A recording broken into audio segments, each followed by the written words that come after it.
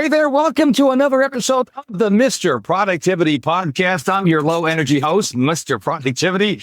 And before we introduce my guest, or before I introduce my guest, because you will not be introducing my guest, that'd be weird, I want you to head over to my website, MrProductivity.com, M-I-S-T-E-R, MrProductivity.com. What do you get when you get there? You can find out about everything you want to know about me. Go check out my About page. You'll find some idiosyncrasies and quirks about me, and you can sign up for my email newsletter if you want. But anyways, other than going to MrProductivity.com, I want to introduce to you Julie Delucca-Collins. I was on her show last week, and of course, we have no idea when you're watching this episode or listening to it, but we had such a great time. I did something I have never done as a guest on someone else's show. I said, Julie, you got to come on my show. And here she is, less than a week later. She is a Tiny Habits certified coach. We are going to talk about tiny habits and the power of tiny habits. But before we dive in, Julie, did you want to say anything before we kicked off this extravagant, must-listen to episode? I have to say, I'm really excited to be talking to you on a Monday because Mondays tend to be that day that you're like, oh, okay, let me get started for the week, and it's low key. But I love having high energy. So thank you for having me. I'm really excited to be here. As you found out on your show, I identify as Tigger from Winnie the Pooh. I am this naturally excited. And today is I'm more excited. Now, we just recorded this episode last Monday on the 10th. So I roll these episodes out right away. Yeah. So this is like brand new stuff. The ink is wet, so be careful where you touch on the screen. Okay. But today, when I'm done here, it's WWDC. I'm one of these Apple geeks. I actually watch the keynotes live. You do? And I put my phone on Do Not Disturb. I'm just a dork. Oh, I go in and I do the highlights. I'm one of these people that I need highlights because I'm like, okay, just give me the rundown. What's the net? I'm a dork. So what can I say? I'm an Apple dork. You're fine. It's so good. Now, everybody talks about Atomic Habits, James Clear. Great book. It's been on a New York Times bestseller since Jesus walked the earth. Yeah. But then somebody, and I don't know who introduced me to BJ Fogg's Tiny Habits, but I shared on your show, this book got me to floss my teeth. And I hate flossing my teeth. But he breaks it down so simple. So what he talks about in the book is just floss one tooth. You can't. We're not going to stop at one tooth. And the point is to get started. So tell us a little bit about, you actually know BJ Fogg. You actually know him. You actually get certified through his organization. So tell us a little bit about your love of Tiny Habits. Okay. So thank you so much. This is one of my favorite topics and it gets me really excited. I read James Clear's book, Atomic Habits, and I loved it, as most people do. And I started to try to incorporate that into my life. And, I had a really good mentor, my dad, and he was a very habitual person. So from a very young age, habits have been this thing that are the elusive standard that I needed to incorporate, but there was always a breakdown. So I thought, I'm going to read this habits book and everybody's going to be raving about it. So I need to learn it because I need to get there. And it was good. I could incorporate some stuff, but there was a piece missing and I couldn't figure out why. I went and I read The Power of Habits by Charles Duhigg. And again, it was just something was not 100% clicking for me. And I was still struggling. And I kept thinking, how do I get motivated to do the thing? How do I get motivated? And soon this is going back to the pandemic time. We were in lockdown 2021. And I was in this little thing called Clubhouse. I don't know if you were in Clubhouse at all. Is that still around? Clubhouse still around? But I haven't been in there. But I accidentally clicked on it the other day and it was like, I didn't even know what was happening. I'm like, I need to get out of here. This is a little overwhelming even for me. But yeah, I was one of the first adopters for Clubhouse. I joined at the end of 2020 and Androids were not allowed on Clubhouse at the time. Very small people. Oh, you're one of those people. I'm one of those people. Yeah. And all of a sudden I had it playing all the time and I was jumping in and trying to learn. And one of the things caught my eye and it said Tiny Habits. And I thought, oh, let me go in there. And of course, here's BJ. And there was another woman. Her name is Sarah. And I just kept listening. I'm like, what is this Tiny Habits thing? And it started to make sense. Some of the concepts, again, from Atomic Habits were there. And then I, of course, went to Google and I found out that Dr. BJ Fogg is the founder of the Behavior Lab at Stanford University. He has been studying habits for over 20 years, and all of the research in James Clear's book is based on BJ's research.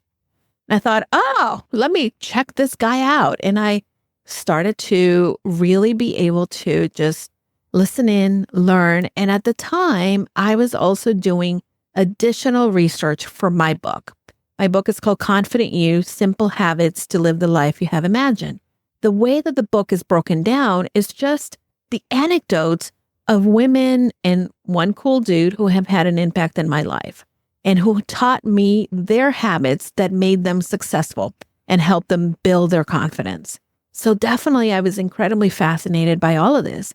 And as I started to understand the power of how tiny habits work, I thought, wait a minute, I not only need this for myself, but I need to get certified on this so that I can teach it to my clients. And that's exactly what I did. I decided to go through the certification in 2021, and it has been one of the most transforming things I have done for myself. It is the framework that I also use as a business strategist with my clients. And it really is something that can allow you to become the person that you want and live into that identity by creating the habits that will that will support that identity. So that's how I got started. And BJ is phenomenal, by the way. As a member of the Academy, I still get to learn from him every week. I've had the honor of also teaching with his sister, who is the co-founder of the Tiny Habits Academy. And it has been an incredible journey. So I'm super passionate about this. I can tell. And you said a word. What was that movie where it said, you had me at hello? Was that Jerry Maguire? Yeah, you had me at hello. That's how it was. Absolutely. Yeah, so, that's how it happened. Well, what you said was simple habits. That's one of the subtitles in your book. Mm-hmm. You had me at simple because I believe complexity is the gateway to procrastination. 100%. Complexity is the gateway to not getting the stuff done and endlessly and mindlessly scrolling at our phones. And so I love that you have the word simple in your book title. And I think that's also the power of tiny habits. It's let's keep it simple because too many people, when they want to start something, they're like, okay, this thing takes 45 steps. Let me start at step 39. No, start at step 1. Yeah. Step number 1. Tony Robbins says, never leave the site of a decision without taking a simple step in the direction. Because it's easy to make a decision. Someday 100%. I'm gonna die. Right. But you don't do a simple action. So no habits or nothing happens. And then a year later you go, didn't I say I was going to do this? And you never did. And that's where I think the power of simplicity is because you don't want to make things complex because goodness knows there's enough complexity in our world today. So let's keep things as simple as possible. Oh, no, absolutely. And I have to tell you that writing my book, for instance, that's a very good example. I had to create a writing habit, and I do journal daily. It's something that I've done since I was 13.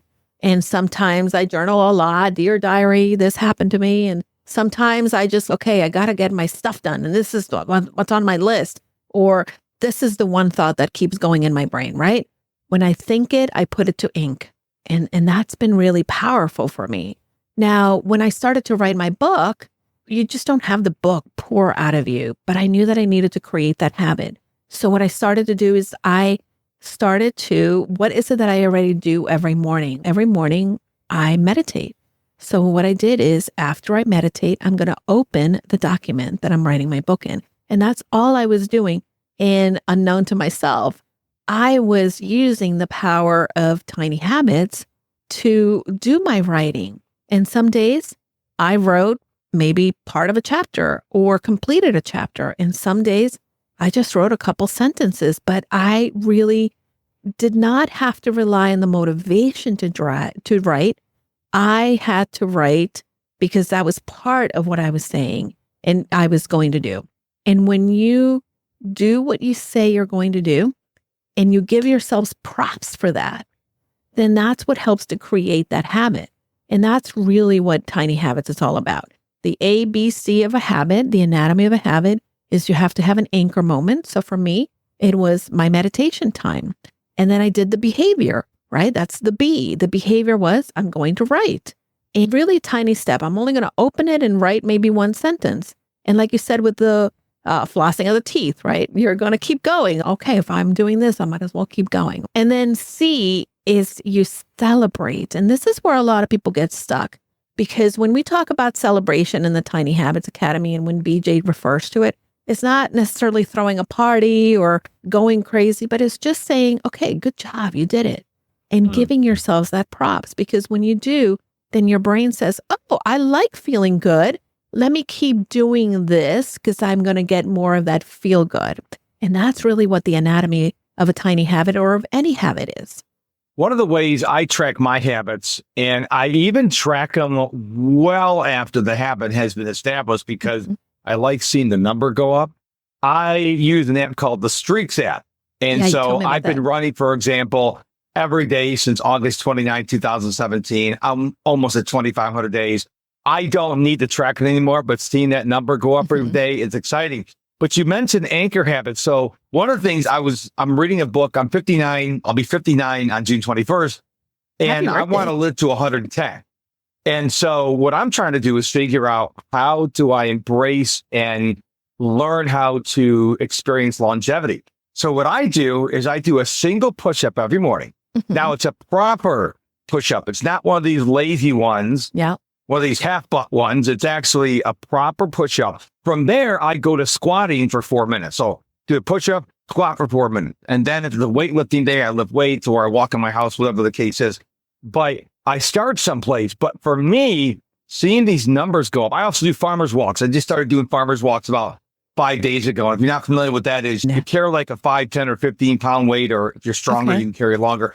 And you just walk for like 2, 3, 4, 5, 6 minutes. And I tell you, the longer you walk, 15 feels like 30, which feels like 60, because it's about your stability. Yeah. But you mentioned celebration, and we're not talking about going to buy a new car or something like that. But I think that's why I like the Streak chat, because when you finish all the habits on one page, the whole page turns like gold. And hey, I did it. I love it. But I think people, they dismiss the celebration. I should floss my teeth. Yeah, but give yourself credit. Because do you know how many people don't floss their teeth? You know how many people don't know that if you don't floss your teeth, it can cause cancer in other parts of your body? I think it's weird how it's worked out that way. But you should celebrate, not just the big things. You should celebrate all victories. 100%. And I think that this is the thing where we go into that go big or go home behavior that really prevents us from accomplishing anything, right? Because we say, oh, I'm going to launch a business, and we immediately think, I need to be successful. I need to have a website, have this. No, maybe you just say, I'm going to launch a business. And then the next day you decide, look, what is my business? Who am I going to help, right? Maybe all I need to figure out is who I'm going to help. And then give yourselves props for it. When we start with this mentality of really going big, then we get, like you said, that like paralysis. Oh, but I don't know how to do it. I don't know how to start. And should I do this? Or you know what? I'm going to go research it, right? A lot of people get stuck in that, where all you need to do is 1%. Yeah. Yeah, I have a good friend of mine, and they spend, you're going to create a course.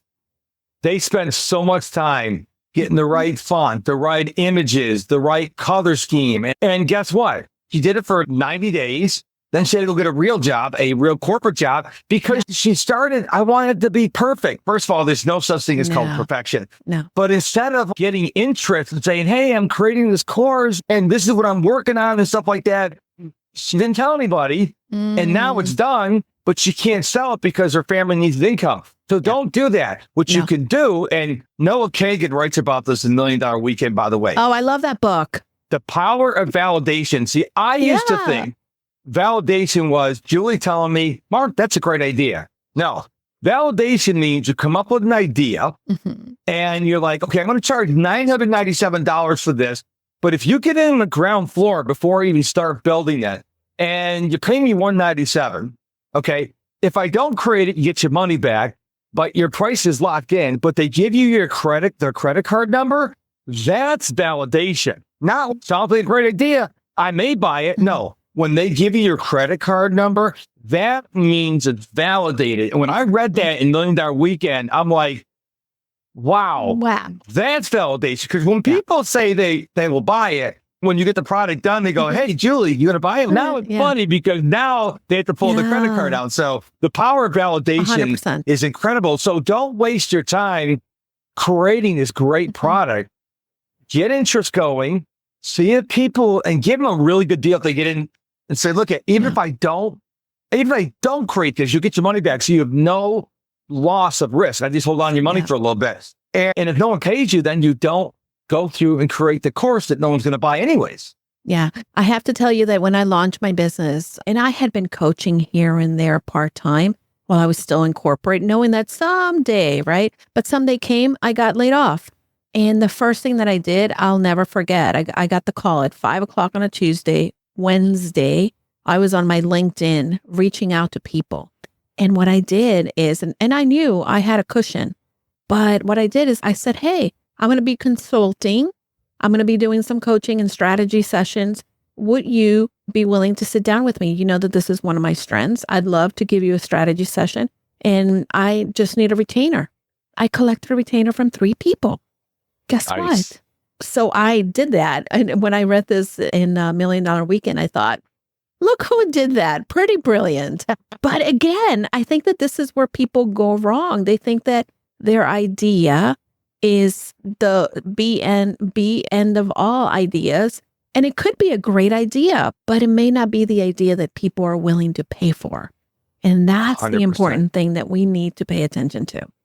All you really need to do if you want to start a coaching business, all you need to get is a Zoom account, and you need to get a Stripe account, which is free, and just say, hey, it's going to cost you $100. Here's the link. You don't need a website. Websites are nice. Being on social media is nice, but you got to try to keep things simple. And I'm a big fan of simplicity. I look around the world and things are so complex. And people, you probably do the same thing. You're like, why is this so complicated? Like this morning before we started recording, I had to change my email address on some site, but because I stupidly I signed up through Google. I'm like, how do I disconnect it from Google? Because I'm trying to de-Google my life. And so I'm using a different email address. Now they didn't have a support thing on their website. So I had to hit them up on X and say, hey, I'm connected to Google. And why is it so complicated? Why can't I just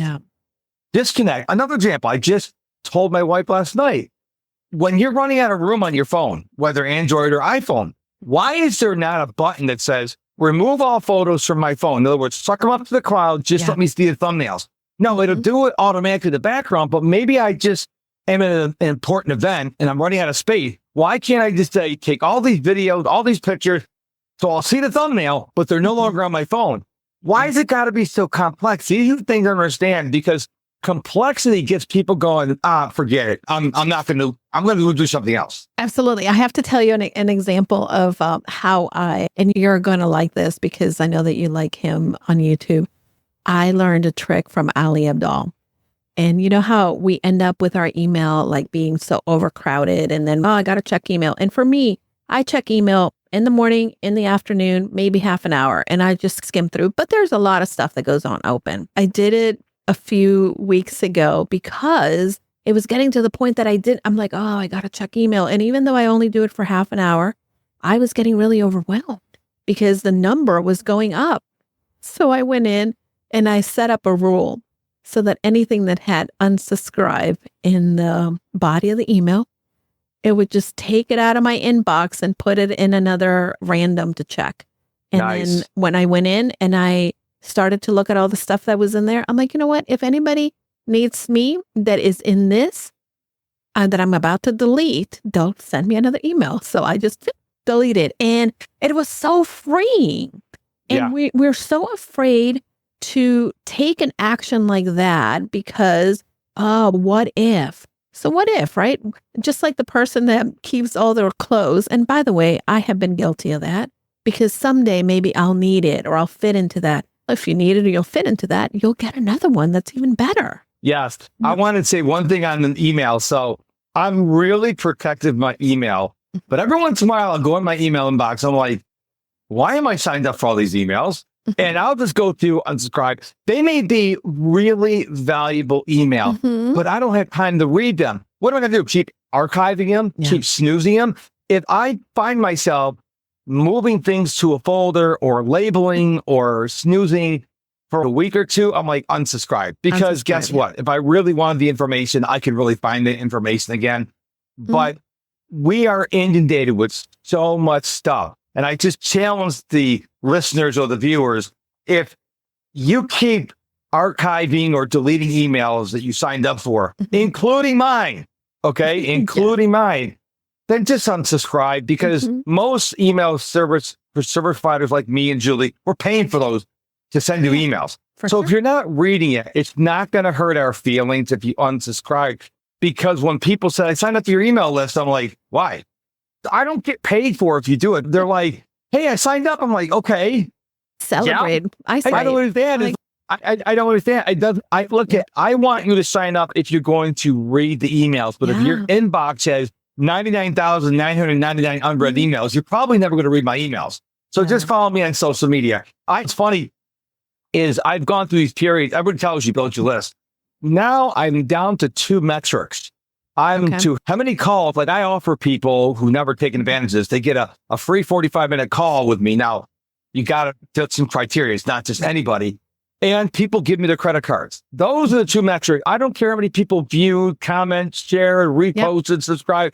I care about the money I'm making and the coaching sections I'm giving, because that's where I'm really helping people. You signing up for my email newsletter, I know you may never read it. You may download my podcast. I hope you listen. I hope you're listening to this podcast with Julie, but I know you're busy. I know you may be listening to this podcast while you're walking the dog and you're texting your friend. We get that. We are trying to multitask, even though our brains can't multitask. And I just want to go back to that word we already talked about. Simple. How can you simplify your life? Because Tiny Habits is all about simplifying things. Now, I would even add to that, and I'd love to know your thoughts on this, not only simplifying, but slowing down. What do you think about that? Yeah, I think that when we rush, and by the way, I love rushing. However, I've trained myself to definitely slow down, mainly because there is a power in the pause.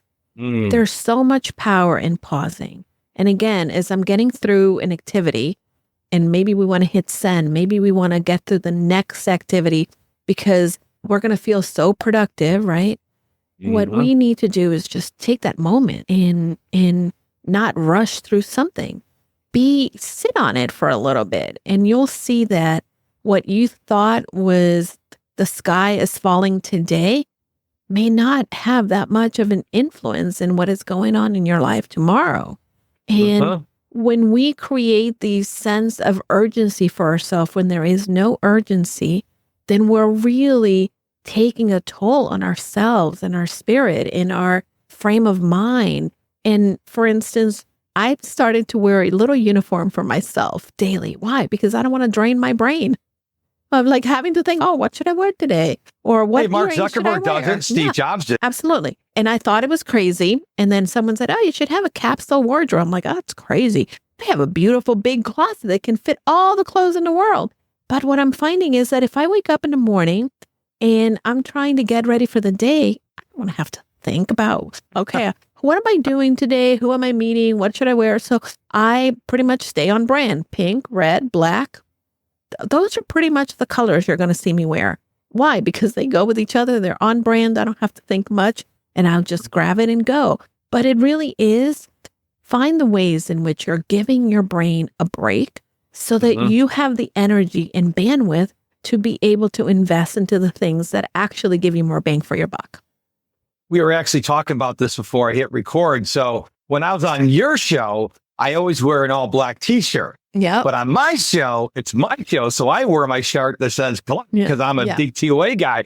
I don't have to worry about offending the host because I am the host. I only have 2 types of shirts I wear, not including the black shirts I wear for other people's podcasts.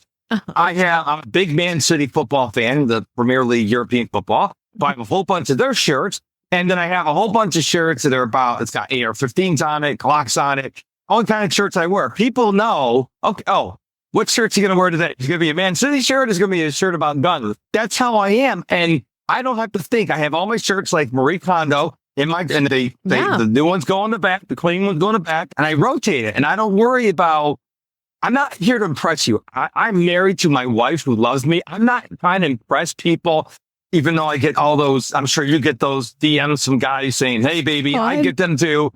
It's a sad start of social media. But I want to ask you about something that I started doing, because both you and I are both, we love journals. Yeah. I never called them out a diary, called a journal. Okay. But one of the things that I ask myself every night is, what productivity grade would I give myself today? And I grade myself A, B, C, D, or incomplete. And I'm really harsh on myself. I very rarely give myself an A because I'm like, okay, yeah, you had a great interview with Julie. Or example, last week I had an interview with somebody, and my role in my business, so I do the podcast, and then my wife does all the post-processing. So if I just do the podcast, it's a great day. But if I start doing her job, now I have to ding myself because that's not my job. That's what she does. Yeah. I'm not supposed to do that. So what do you think about asking yourself at the end of every day, what productivity grade would you give yourself? Do you like that idea? Yeah, I like that idea. I like that idea a lot. And I don't do it at the end of the day, but I typically will go in and I will look through and look at my diary for the day or my journal. And actually, it's on my screen. I use a Chrome extension called Momentum, and I put in my top thing that I need to get done today. And that's what I'm looking for. This is the one thing that I said moves me forward. This is the one thing that if I do this, then I am getting closer to the things that I want to have done. I use the 12-week year as a framework for my business, and this is what I teach my clients as well. So I do look at that, and I will say it's either a pass or fail for me. Okay, I didn't do it. And then I look at, not only am I moving it for tomorrow, but I look at how can I do this and where in my day will I accomplish this, as opposed to just saying, oh, I'll just move that to tomorrow, but not have a real plan behind it. Because we have to have a plan. Many people think, okay, I'm going to put it on my list. You can put as much as you want in your list. And I learned this from Gretchen Rubin. So when I look to see if I accomplish that, that goes in my to-do list. I'm like, oh, ta-da, I finished that, as opposed to the to-do, right? And that has been really impactful, because when I look at the thing that I did, that was the most important thing I needed to get done today, and I did it, and I'm like, ta-da, I did it. My brain feels good. So it makes me want to do it again tomorrow. So it goes back to the premise of behavior design and tiny habits. Yeah. And I asked myself two journaling prompts. Well, I answered two journaling prompts in the morning. One of them is, what is one thing I need to do? Now, this goes along with what your one thing for the day is. Mine is, I'm doing this Alex Hormozy $100 million leads warm reach out thing. Yeah. So I write down warm reach outs. That's what I need to do. But the next question I ask is really convicting. What is one thing I'm avoiding? And for the longest time, I was creating my Grand Slam offer. Now, you can't see it on the video or hear it watch on the audio. I got a whiteboard back there. I finally started working on it. So I came up with something else. And my new thing is inviting qualified people onto my free 45-minute call. You want to know how to get that? If you qualify, go to MrProductivity.com, sign up for my email newsletter, and the instructions are in there. It's free if you're serious about it. But I wasn't asking people or inviting people that. I was like, they're going to, oh, he's got a free call. So, but my point is, when you journal, and you write down, what is something I'm avoiding? And you write it down day after day. After a while, you're like, dang, I need to do this thing. I better do because that. You don't want to write that same thing over. So I know that I stopped there awkwardly when you were going to take a sip. I'm sorry about that. No, you're fine. So that's what you do, because I believe Pareto's principle is alive and well. I believe we should spend 80% of our days working on needle moving activities. Yes, 20%, 100%. You got to do the admin work that doesn't move the needle. But do you agree with me that 80% of your day? Absolutely. Absolutely. And I think that this is where people, and I was even having a conversation with a client, believe it or not, last night. We belong to a group for women, accountability, blah, blah. And this is how she started working with me. But she said, hey, I have a question for you. Do you mind? And she's been going through some stuff. And I said, sure, let's jump on a phone. And that's exactly what I said to her. You're spending your day doing the things that don't move the needle for you. And then what happens is that you didn't move the needle for the day. So the next day, it becomes harder. And in your brain, you already made this whole story up that I'm a failure, or it'll take too long, or whatever it might be. But the needle moving activities, really spending that 80%, making sure that this activity is actually the thing that gets you to the next step. So for instance, for you, doing warm outreach, that is brilliant. And I think that a lot of entrepreneurs don't do that. They're like, oh, you know what? I'm going to go work on my social media. And I'm going to create my little social media post. And then they're like, oh, but I need inspiration. I'm going to go scroll online, right? And see what everybody else is doing. And then you're down the rabbit hole. And then you get the person who is, oh my God, they made $1 million with the post and I'm not making anything. And then you feel like a loser. Yeah. Right? Does that not sound familiar? Because by the way, let's normalize that we've all been there. And this is why for me, Tiny Habits helps me refocus. What is it that I am working on today that is moving me in that direction? And it only has to start with maybe opening up if I'm working, maybe I am working on social media or my blog content or planning my podcast for the next 12 weeks. It means that I'm opening up the document that I will work on, right? You know, what's interesting is I call that hiding when you're working on the 20%, because if I don't want to do something, I would go and create a podcast, but that's not moving the needle. So my wife works with me. And so, like I said earlier, when I'm done with this podcast, she'll do everything. She'll do all the social media posts, she'll do the video editing, stuff like that. When I create my shorts, like if I'm on your show, I record myself, use my iPhone, she creates all the shorts. So we've agreed. I do two things. I create content and then I build relationships because I am the brand. If I want something to tweak on the website, if my wife catches me, she goes, what are you doing? She says, that's my job. Yeah. Because she's holding me accountable. She goes, no, this is what I do because I'm not the face of the brand. Yeah. And I've got to worry, me tweaking a paragraph on my website is not going to get me clients. So I may say here, I said, look, I think we need to adjust the about page. And then what she'll do is she'll go and tweak it, but I won't. I shouldn't be doing that stuff. And if you're a business owner, if you're a small or medium-sized business owner, even if you're a big company, are you doing things that, one, you're really good at, and number two, you should be doing? So I teach this principle called the O-Day method. Stands for outsource, delegate, automate, and eliminate. And I teach people what you need to do is go through everything you're doing, make a list 3 to 4 days, and then sit down uninterrupted for 90 minutes and think about which of these things can be outsourced and then outsource them. What can be delegated? Delegate them. What can be automated? This is 2024. Automate them. What can be eliminated? Are you doing stuff that you're doing because it's always been done, but it doesn't need to be done anymore? Oh, 100%. Get rid of them. And here's the thing. Here's the magic. People usually stop at the O-Day method there. Here's what the magic happens. Now you have all the space on your calendar. Don't fill it up with useless crap. Stay in your zone of genius. You just went through this exercise. I had someone once tell me, and I must have been 15 when I heard this. And to this day, I say it to everybody.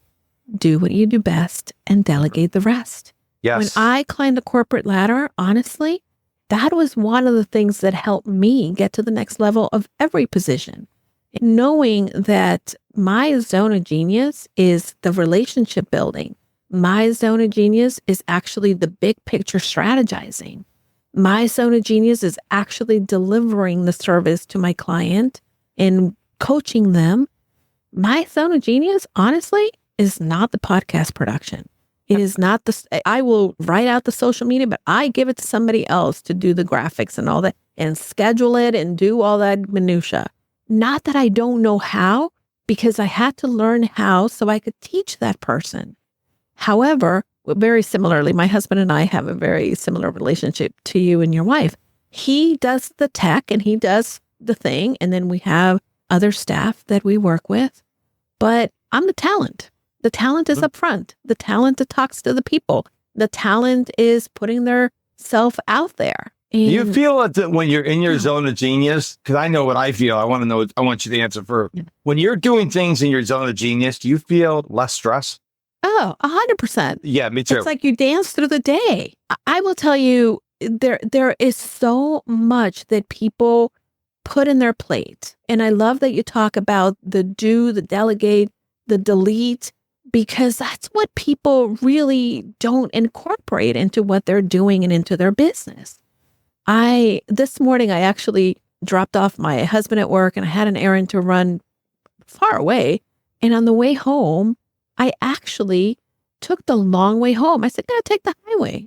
And it was a beautiful day to go for a ride. And it's a Monday morning. And guess what? I wasn't stressed. I wasn't rushing. Why? Because the stuff that needs to get done for the business is getting done. And the things that I need to do, my first appointment, you're my first appointment for the day, which I was really excited about, right? But again, this is the thing that a lot of people are like, "Oh my God, I got to do this. I need to put the stamp on that letter. I need to be the one doing this. I need to be the one who orders the toilet paper for the business." Oh, you don't. I like to ask people when they tell me I got to do this on this weekend, I'm busy. And I'm like, "Yeah, I got one question for you." I'm like, "What? Why?" Amy, why? I got to get done. No, why are you doing it? And when I ask people that, they pause and they're like, and I can see the wheels start turning in their heads. Yeah, why am I doing it? I got a 17-year-old kid, he can cut the lawn because they're worried about cutting the lawn. So ask yourself, listener, viewer, why am I doing this? Because if it's within your zone of genius and you love doing it, great. After people telling me for years, go have someone else cut your lawn. I was cutting my lawn. And they're like, "Are you a lawn guy?"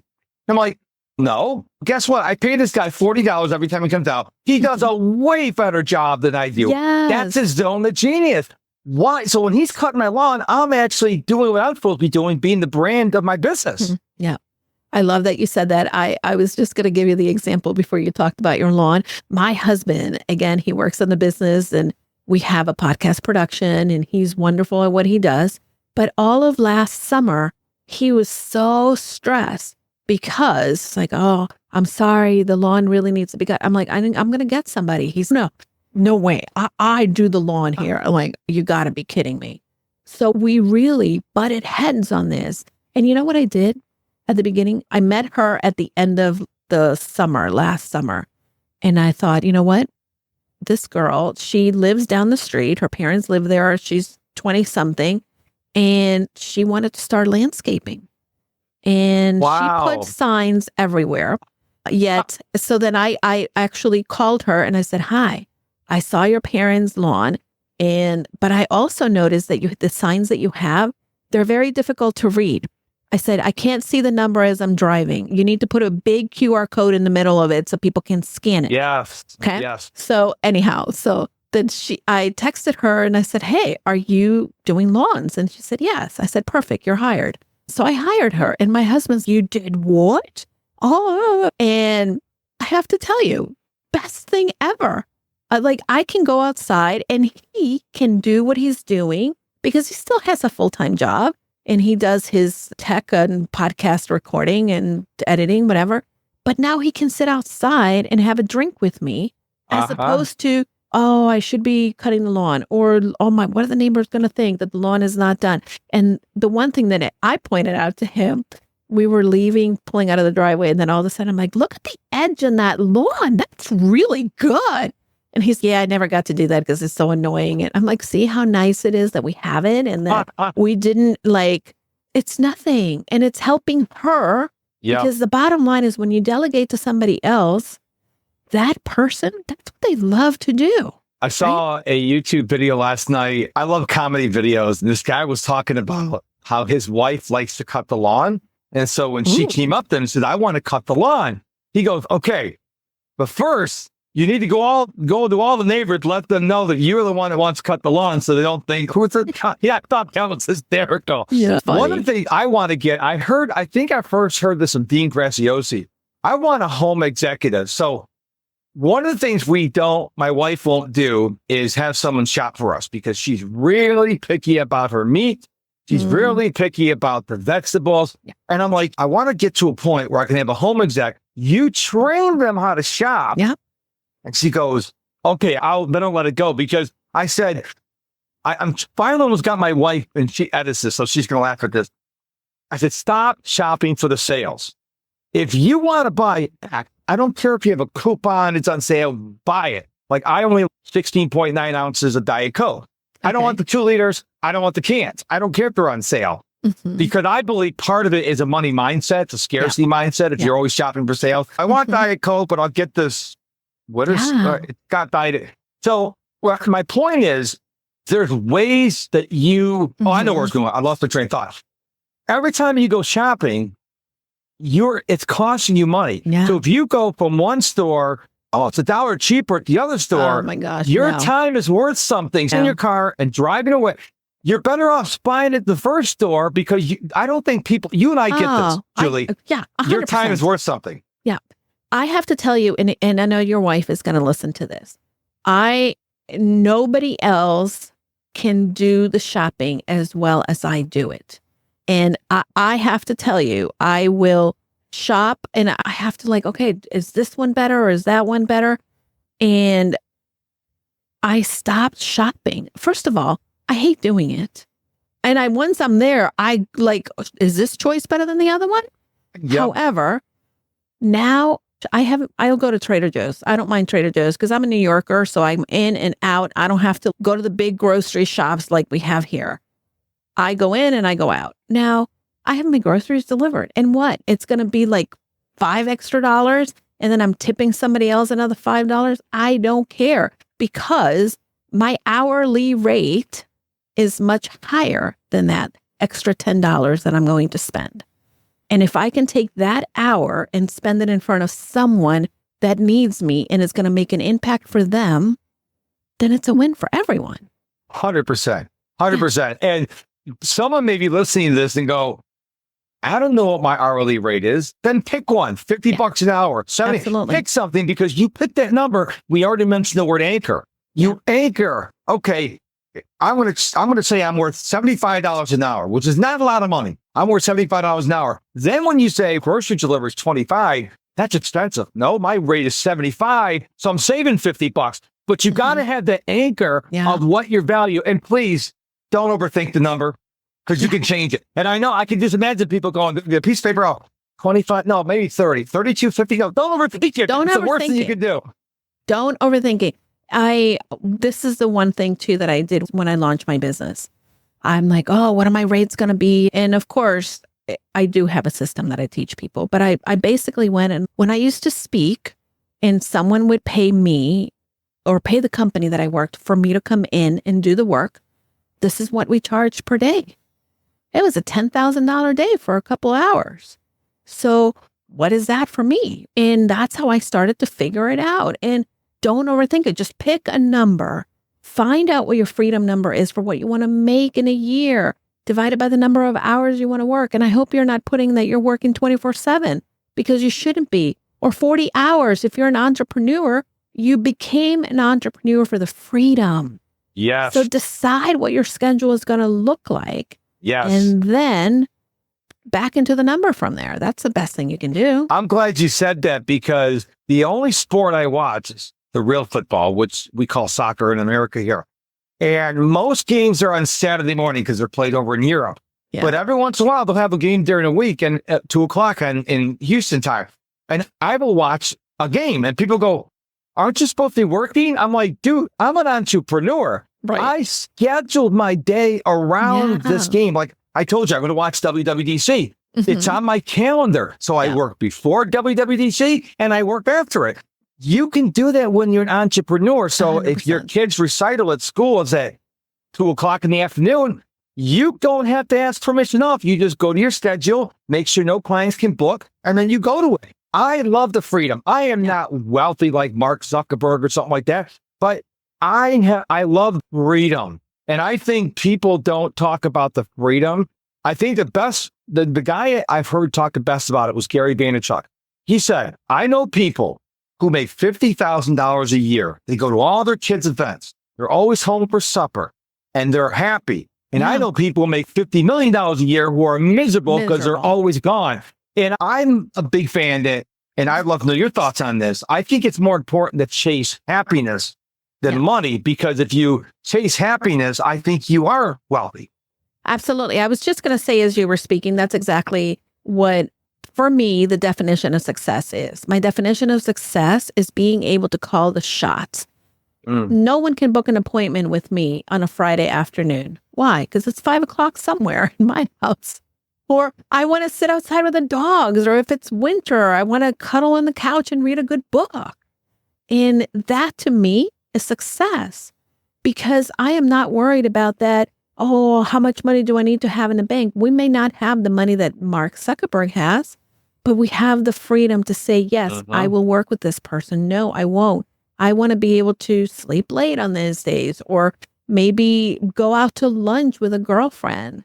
And these are the things that really people value. They value the money in the bank. They value that status. But research says that if you make anywhere between over $100,000, you're going to be looking to make $200,000. You're not going to be satisfied. If you're making $200,000, you want to make $500,000 or $1 million. And there's always something that you're chasing. If your basic needs are taken care of, guess what? That's successful, because the relationships are the ones that at the end of the day fulfill you so much more. When my dad died, one of the biggest things that I remember is that I could go and I could be with him, because it wasn't how much money I had in the bank, but it was that I had the time and the conversations with him. That is an excellent point. My mother got diagnosed with Alzheimer's in 2018, and then she declined rapidly. I live in Houston. They lived in Central Florida. And so 2 or 3 times a year, I was in a plane out there to spend time with my mom. Had to be put in assisted living. I was there for my dad, and I kept going back and forth until my dad passed away in April of 2023. But if I work for a corporation, they may say, well, you're out of PTO. Right. And again, the freedom. I don't have a private plane yet, although that's one of the things I would love to have, because I hate going to the airport and the traffic and all the TSA and stuff like that. I may never have a plane, but guess what? You can actually sign up for like NetJets for a lot cheaper than buying a plane. 100%. So I believe in dreaming big. But if you want to look at someone like Elon Musk, one of the richest people in the world, he doesn't have a lot of time. He's always going. That has no appeal to me whatsoever. I could not imagine Elon come to my house and watch a 2-hour football game. He'd be on his phone because that's his bent. And that works for him. He's got a lot of kids. I guess he's married. That's what he wants to do. Yeah. I don't want to be that busy. I'm like you. Now I live in Houston. You live, what state do you live in? I'm in Connecticut. Okay. We like our downtime. I do work on the weekends, but I don't work 8 hours. I'm on social media engaging with people, but that's by my choice. I don't have to be on social media. I do it because I want to. And I just want people to understand that you too can have the freedom. But if you're going to go from $100,000 to your corporate job to make $100,000 as an entrepreneur, you got to work a lot longer. So manage your expectation. But I'm glad we met, because you and I are so alike. Our marriages are flipped, because my wife does the work and your husband does the work on the back end. But it's great. So before we wrap up, I want to ask you, is there anything we didn't talk about on the show that you want to make sure the listeners leave with before I ask you where they can find out about you? I want to encourage the listeners that if they want to learn tiny habits, the Tiny Habits Academy has a free 5-day coaching. And if they connect with me, I will send them the link. And we don't try to sell you anything, but we teach you the framework of how to create tiny habits. And by the end of the week, most people that have participated in the program, and we have hundreds of thousands of people, 98% of them say that they were able to set up new habits. So I encourage people to go and do that. And that's one of the biggest gifts that BJ and the Tiny Habits Academy has, that I love participating, and I love coaching individuals that go through that, because I know how impactful it's going to be for their lives and for their mental health to be able to have these tiny habits in place for themselves. Excellent. So where can we go to find out more about you and the dent you're putting in the universe? Thank you. Go Confidently Services is who my business is. My podcast is Casa de Confidence, but find me definitely at goconfidentlyservices.com and connect with me on any other social medias, Julie Delucca-Collins. I'm going to try to remember, and hopefully my wife will get to this part of the podcast and put the link to the episode I was on your show. Yeah. That was a really good show. You said I did a good job. You had a lot of You're fun. Excellent. We had So a blast. I think, don't make my head get any bigger there, Julie. I will enlarge my doors here. There was a great conversation. It's more of a productivity bed than this one, but it was a great podcast. Yeah. And I think the listener and the viewer needs to go back and watch that one or listen to that one. Yeah. Yeah. Listen. Is it out here? It's out. Is it out yet? It's not out yet, but what I will do, I will send it to you. I will send you the raw file so that you can have that and you can just Okay, add. when's it going to be out? Let's see. My production calendar is not in front of me, and I have to go back and look at it. The link is link probably will not going to be, Yeah. but that's okay. What you should do is go subscribe to our podcast. That's way when it comes out, you'll get to hear it. There you go. I don't want Casa to de put it on the spot. Confidence. No, you do it. Casa de Confidence. You can listen on all the podcasting platforms. We're also on YouTube, so we're going to throw the link. We're going to throw the episode up there too. Okay. You can throw it up on X if you're X Premium. Throw it up on my Facebook page. That's the one place I'm not in. I have to pick your brain. I'm so afraid of X. Oh, it seems like a dumpster fire. Here's the thing. This is, folks, if you're still watching, this is like the end of the podcast, but we keep it rolling here. So here's the thing. A lot of people tell me, I have a lot of friends who are LinkedIn only. Oh, there's a bunch of cesspool over on X. I'm like, I don't see it. What are you looking for over there? You can find crap on any platform. You can find crap I choose not to look for it. But I follow Gary Vaynerchuk's day traded attention philosophy. I post everywhere. Yeah. So I post my shorts everywhere. I even on Threads. Threads is like speaking into an empty cavern. There's no one there. But I post everywhere I possibly can. Yeah. Because what if somebody scrolling through TikTok and go, whoa? People go, I have people tell me, well, my audience is not on TikTok. My audience is C-suite. They're on TikTok, dude. Your audience is on TikTok. Please. I totally agree with that. I have to tell you, that's what I need to get better at. And hopefully maybe in the 3rd to 4th quarter, I will focus on maybe dipping my toe, because I am in all the social media platforms. I'm in Pinterest. I'm on, you got me back onto, what's that thing called? A Snapchat. Yeah, you got me back in that. So I'm in there. But yeah, so I think that the reality is that content is king. And anytime that you are speaking to someone, you are creating content. So why not share it? Because you don't know how you're going to be able to change someone's day by something that you say in any given 100%. platform. 100%. So, yeah. Julie, thank you so much for being on the show. Folks, Productivity.com, MISTER, MrProductivity.com. If you're watching this right below our names, you can find the details. But if you're listening to it, you can't see the screen. That's why we do this as a video interview, and I just scrape the audio off of the audio podcast. Thank you so much for listening. Go to MrProductivity.com. Julie, again, thank you for being on the show. Thank you so much for having me, and I appreciate the opportunity. I had so much fun with you. You're one of my favorite guests for sure, and I'm not just telling you that. I really had so much fun. Your energy is amazing, and people should take advantage of that call that you offer, because so needed that someone can walk you through some of the tips that you need to be able to be more productive and live the life you've imagined confidently. Tigers rock. Tigers rock. That's right. All right, Julie, thank you. All right, so long.